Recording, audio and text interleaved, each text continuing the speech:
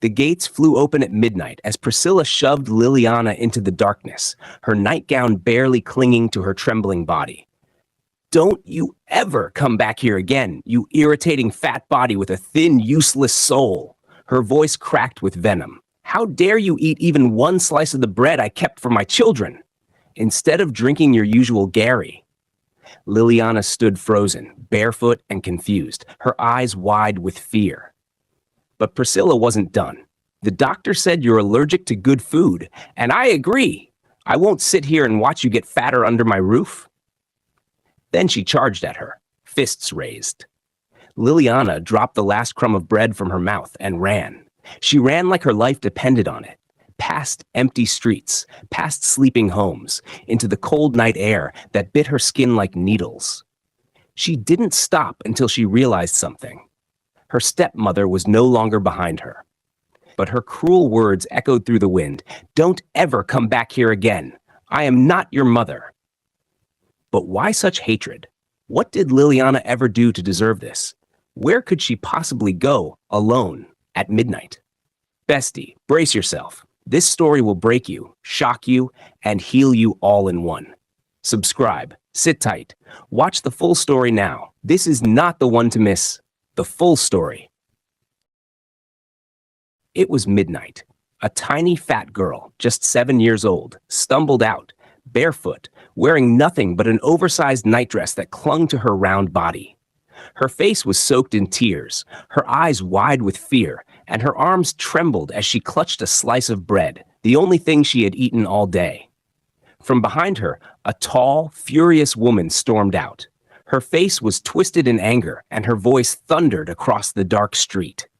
"You monster! You fat little devourer!" she roared. "You're the reason there's never food in this house. Look at you, round like a drum, always eating, always chewing." The little girl, Liliana, shook her head, sobbing. "Mom, I'm sorry. I was just hungry. I haven't eaten anything since morning. I just took one slice." Slap! The sound echoed through the cold night. Liliana fell to the ground, the slice of bread flying from her hands. "You still have the guts to talk?" her stepmother screamed. "One slice? You call that one slice? That bread was for my children, not for a greedy fat thing like you." Liliana cried harder. Her lips trembled as she whispered, "But I'm one of your children too." The woman laughed cruelly. "You? You're not my child. I only took you in because your useless father begged me before he died. But I'm done. I'm not feeding a bottomless pit anymore." She grabbed the child by the arm, dragged her across the dirt yard, and threw a thin, torn blanket after her. "You want food? Go and find it in the street. Go beg like the pig you are. Maybe the rats will share with you." Liliana looked up, her cheeks red from the slap, her heart shattered. "Mom, it's cold. It's dark. Where will I go? I'm only 7. "Not my business," the woman shouted. "Sleep under the stars, eat from the gutter. I don't care, but you're not spending one more second in my house." And with that, the door slammed shut. Liliana stood there, in the middle of the night, shivering, hungry, alone, her feet numb from the cold ground, her heart heavy from the cruelest words a child could ever hear. She walked to the edge of the street, sat beneath a tree, and hugged the thin blanket to her body. She looked up at the sky, searching for her real mother, hoping maybe she could see her from heaven, and maybe, just maybe, feel her pain. But all she got was silence. Dark, cold silence. A few hours later, the sky had just started to brighten, and the town slowly came back to life. But under an old tree by the roadside, a child still slept.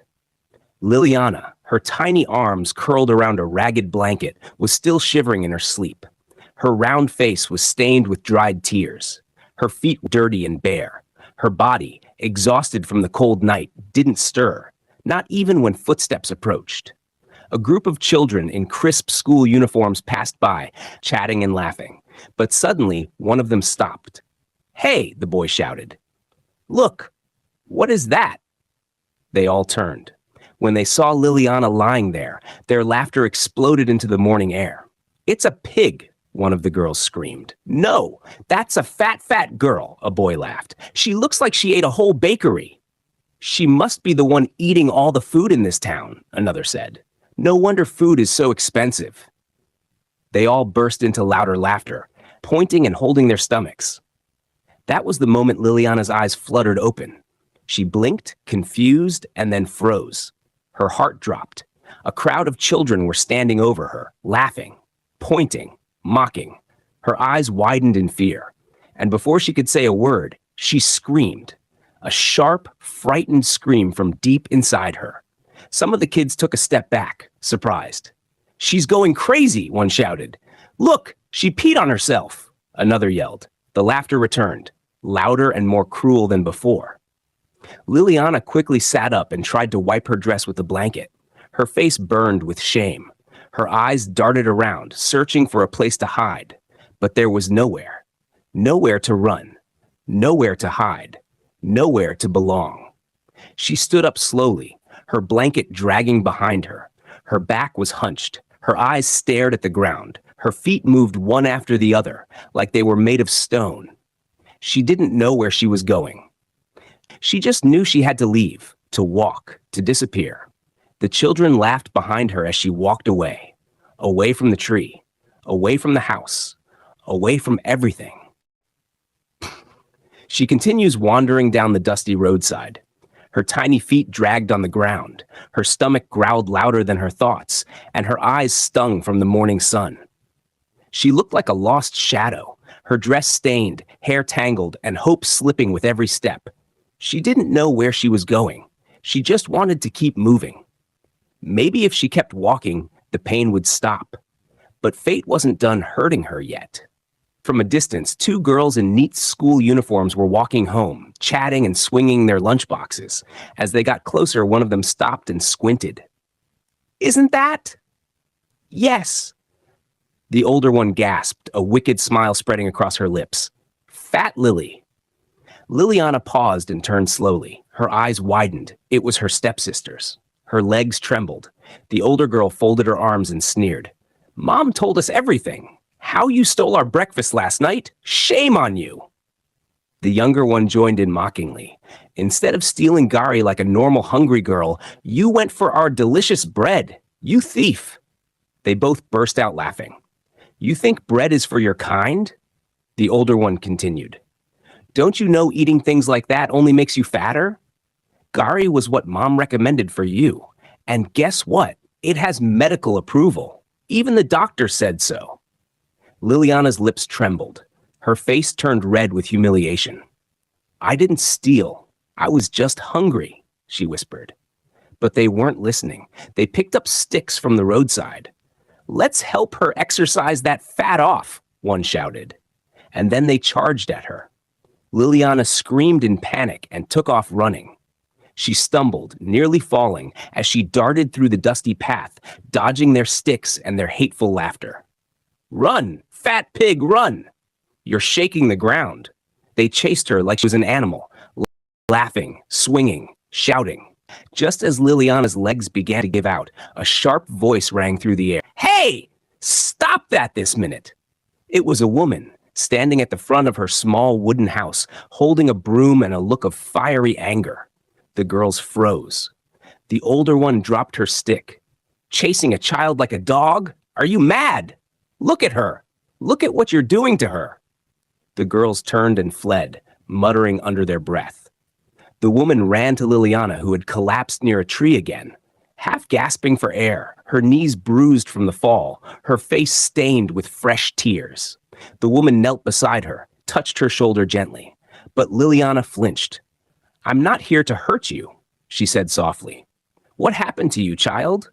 Liliana looked up, her lips quivering, but all she could say was, "I'm just hungry." She burst into sobs.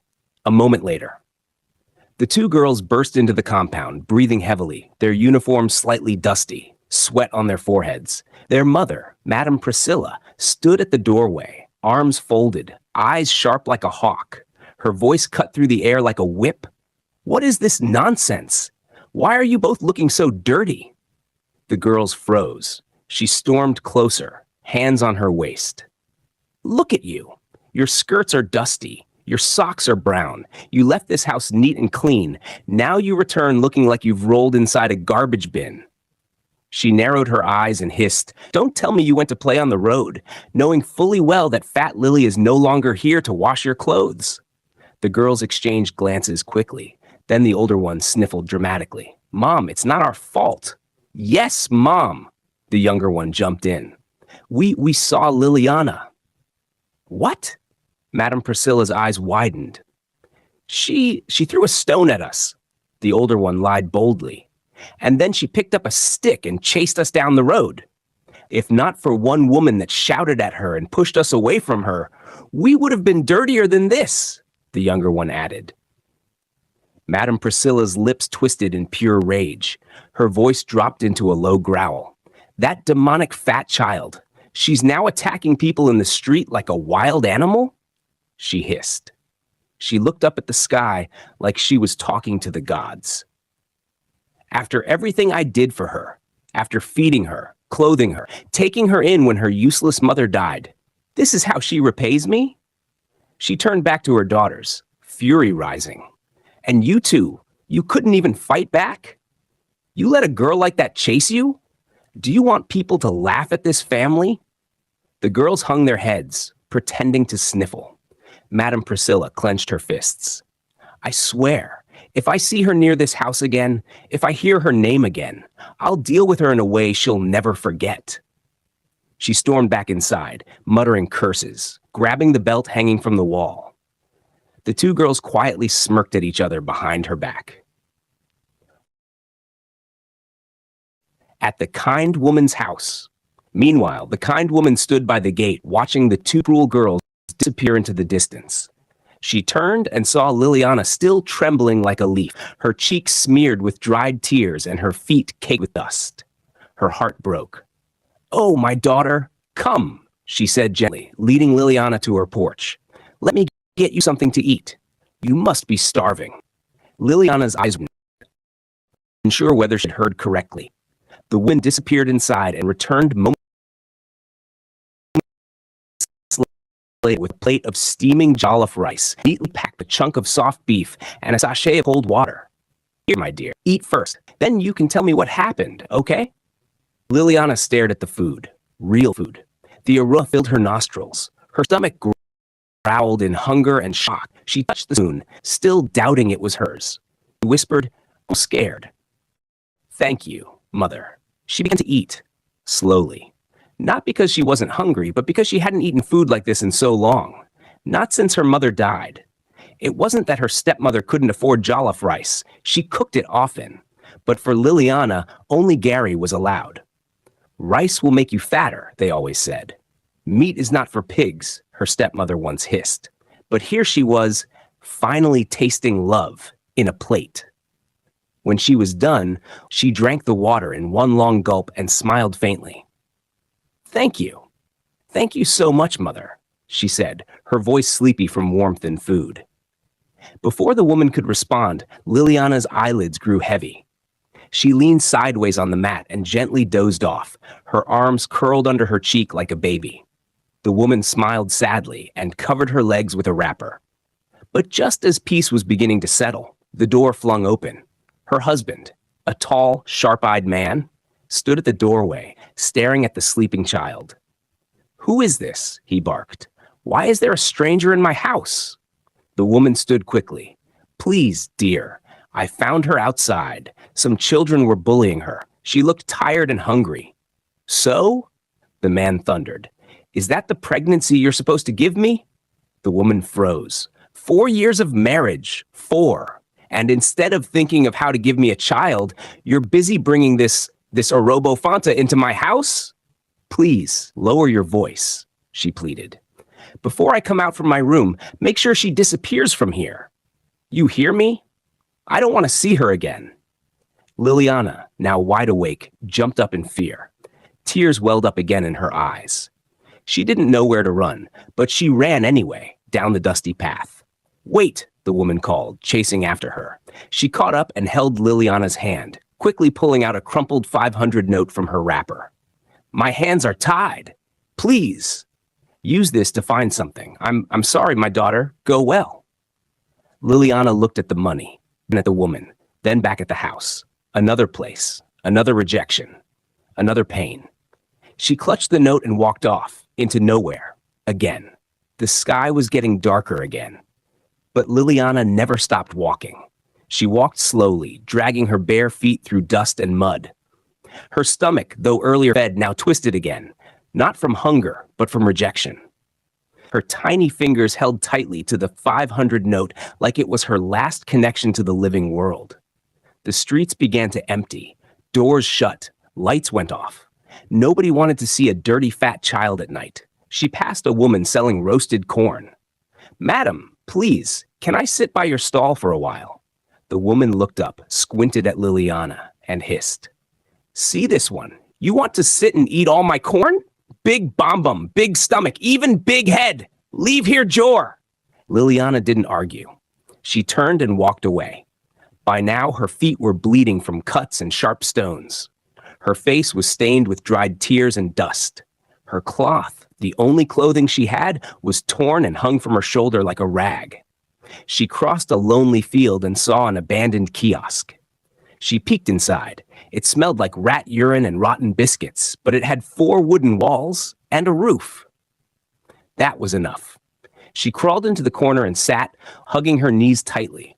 A loud thunder cracked in the sky. Rain began to fall. Not the soft type, the kind that punishes. The kiosk leaked. The drops landed directly on her back. She shifted, but every corner was wet. Soaked, cold, alone. Liliana finally lay flat on the muddy floor. "I miss my mommy," she whispered, her lips trembling. "I didn't mean to steal. I was just hungry." Lightning flashed. She closed her eyes tightly and covered her ears. But in her heart, one question kept screaming. Why does nobody want me? And as the rain poured harder, so did her silent tears, until her tiny body gave in to sleep inside a broken kiosk on another cruel night. The next day was a Saturday, and not just any Saturday, Children's Day. Colorful canopies were set up. Vibrant banners read, "Happy Children's Day, you are loved." Balloons floated, laughter echoed, music played from big black speakers. Children dressed in bright uniforms from different schools came in dancing, skipping, playing games. Face painters, ice cream sellers, bouncing castles. It was a paradise for kids. But behind the abandoned kiosk, under a damp, dirty blanket, Liliana was still asleep, her face covered in dust. Her tiny hand clutched a torn piece of cloth like it was treasure. She hadn't noticed the world waking up around her. A group of children wandered near the kiosk. "Wait, what's that?" A little girl pointed. They crept closer, curiosity eating at them. One boy peeked in. "She's not moving? Is she dead?" Another knelt down and touched her wrist. "She's breathing." Just then, Liliana's eyes fluttered open. She blinked rapidly, confused. Her vision was blurry, then slowly cleared. Faces. Strange children. Well-dressed children. Children who stared at her like she was a wild animal. "Ew!" a girl shrieked. "What are you doing here, fatty girl?" A boy covered his nose. "She stinks!" Liliana sat up slowly, her heart pounding. She tried to speak, but the words caught in her throat. Instead, she reached slowly for her tattered blanket, trying to hide her shame. Another girl pointed, laughing. "Did she sleep here all night? Like a rat?" The bell rang loudly from the center of the field. "Ding, ding!" An adult voice called out through the microphone. "Let the Children's Day party begin." The kids turned quickly and ran off, excited.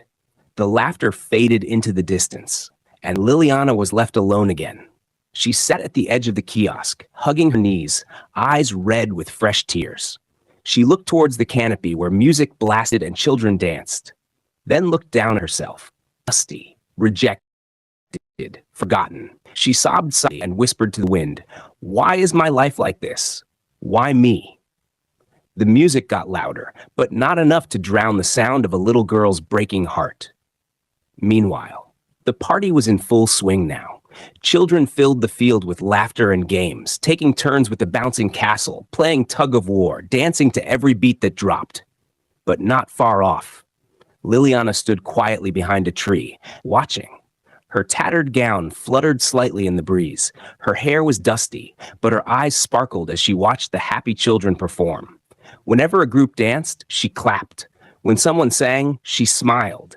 She even jumped excitedly, mimicking their steps from afar, like a ghost child wishing to be part of the world that forgot her.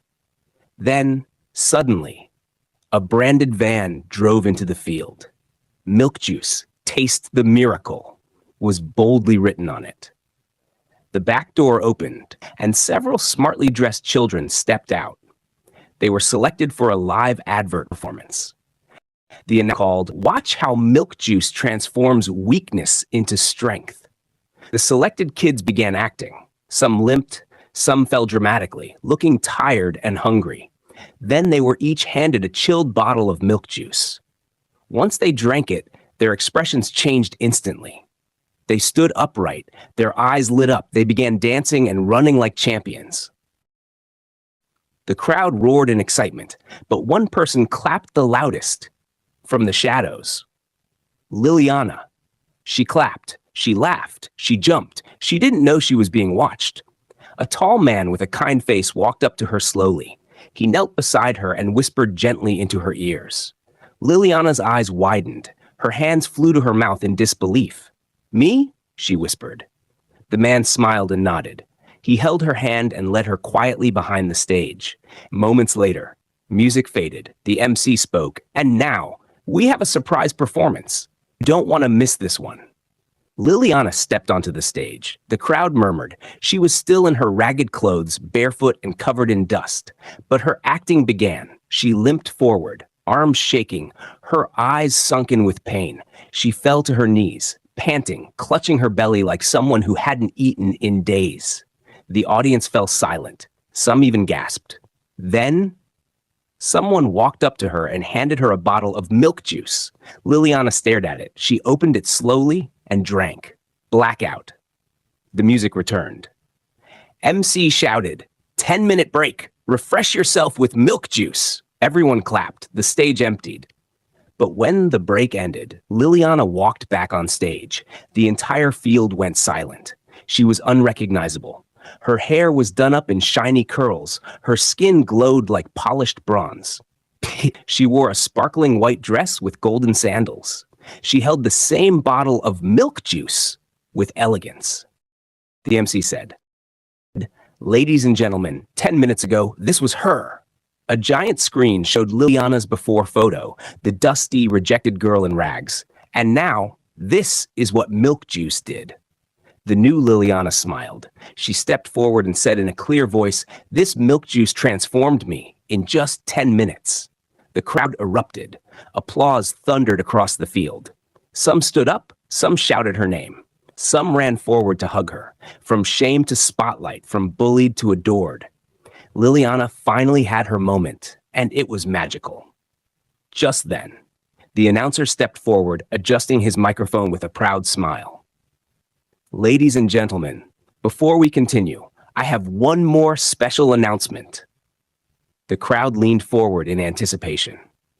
Every year, Milk Juice selects one face to represent our brand across schools, television, and billboards nationwide.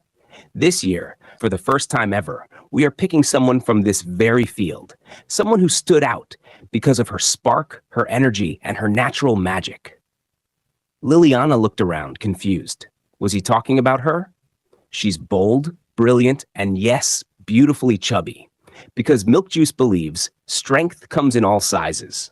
He turned and raised her hand high. "Our brand face for the next 5 years is Miss Liliana Babs!" Boom! The crowd screamed. Children jumped. Teachers danced. Cameras flashed like lightning. Liliana stood frozen. Tears welled in her eyes, but this time, they were tears of joy. She smiled, wide, proud, and unstoppable. The screen behind her lit up with her new title, Milk Juice Queen 2025, Liliana Babs. Meanwhile, at Stepmother Priscilla's compound, there was no laughter, no music, no peace. Instead, raised voices echoed through the house like sirens. "Mommy, today is Children's Day. You're the one who sent that fat, ugly girl away, so you should be the one to wash, mop, and scrub. We're children too. This is our day." Priscilla snapped, her hands on her waist, hair disheveled, soap suds still clinging to her gown. Her face was sweaty, her eyes wild. God forbid, she shouted. Everybody will wash his or her clothes in this house today. This is not a hotel. But this whole house is smelling, one daughter yelled. When you've not mopped the kitchen or cleaned the toilets, I can't do it all, Priscilla shouted back, nearly in tears. I need to find that girl. Yes, that fat Liliana you all insulted. The housework is killing me. That girl had magic hands, I swear. Since she left, this place has turned to a pigsty. Then, bam, bam, bam! Doors banged. A loud knock interrupted the chaos. It was Geraldine, their next-door neighbor, panting heavily, holding her phone as if it were pure gold. She didn't wait for permission. She stormed in. Madam Priscilla, have you heard? Everyone froze. Priscilla wiped her face with her wrapper. Heard what again, Geraldine? Please don't come and add to my wahala. Geraldine grinned, raising the phone like a trophy. She held her chest, panting. Ah! You people are missing everything. Priscilla looked up lazily. What is it this one again, Geraldine? The girls chorused. You just burst in and disrupt our children's day challenge. Mommy in the kitchen washing plate. Children in the parlor playing games. They all laughed. Geraldine shook her head and laughed too, but with a different tone.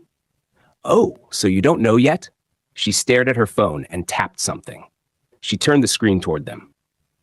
There she was, Liliana, glowing, clapping on stage, smiling as cameras captured her. Priscilla sat up. One of the girls frowned. Wait, is that? The other gasped. Is that Lily? Geraldine smirked. Public figure now. I swear, before you see her again, you'll have to fill a form and queue up. Priscilla snatched the phone. Jizu, milk juice queen? Is this the same girl I chased out with broom? Her daughters stared, mouths open. Geraldine added with a mocking grin, and to think you said she was too fat for greatness, now she's the face of greatness. Silence. Dead silence everywhere. Madam Priscilla broke the silence. Wait, is that really her? Is that our house girl? No, it can't be. Look at her skin, her hair. Geraldine cackled.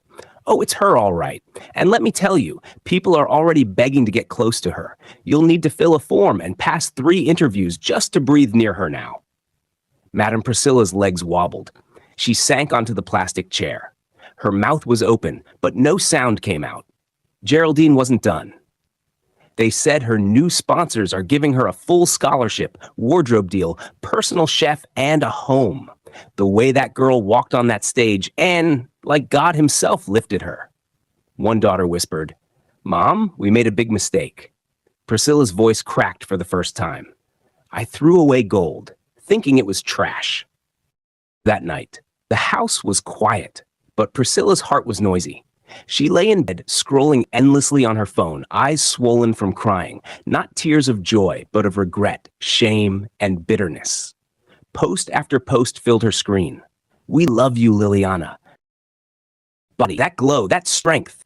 Milk Juice made the best decision of 2025. Sales skyrocket. Liliana is the face we never knew we needed.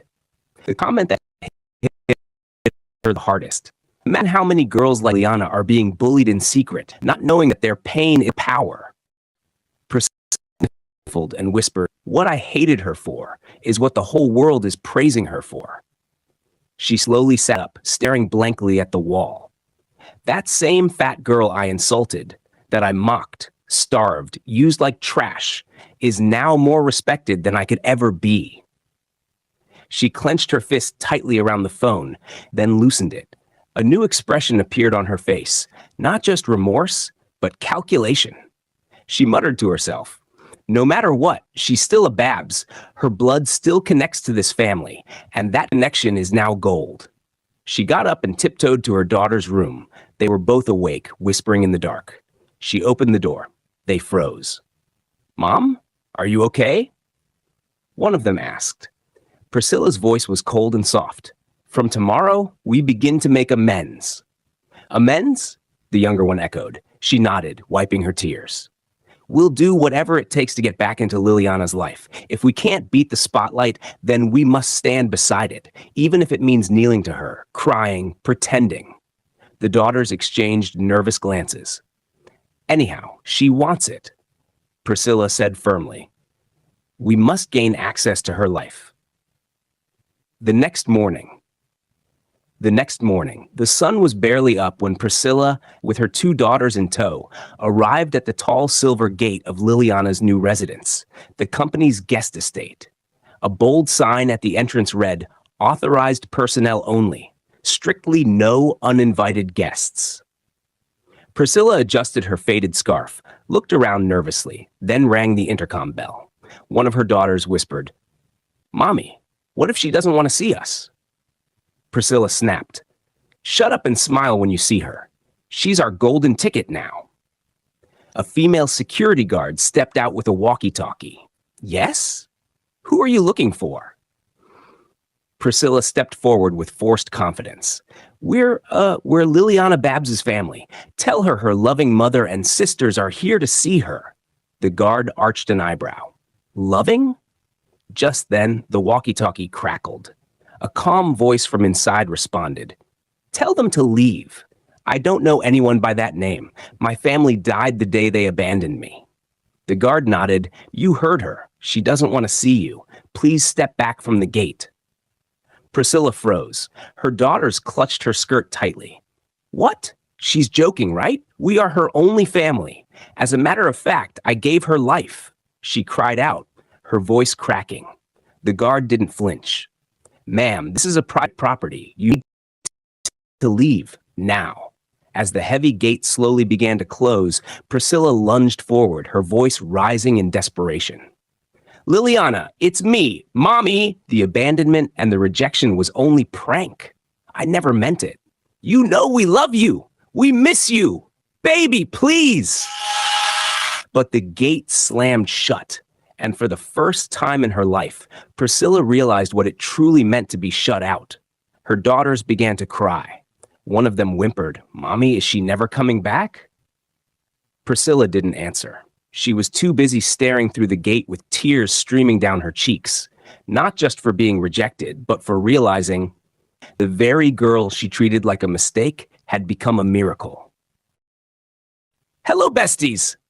And that was how the same Liliana they laughed at, the same chubby girl they chased away at midnight, became the face of a powerful brand with the whole world cheering for her. Funny, right? What they hated her for is what lifted her up. What they mocked is what made her shine. Just imagine if Liliana had given up that night, if she had let their words break her, she would have missed the blessing waiting just a few hours ahead. So, bestie, what's the lesson? No matter what you're going through, hold on. Don't let anyone's opinion define your worth. Your difference might just be your divine advantage. If this story touched your heart even a little, please like this video. Comment below what you learned. Even in your language, bestie. Subscribe so you never miss the next inspiring twist. And share this story to lift someone else up too. I love you all dearly. I truly do.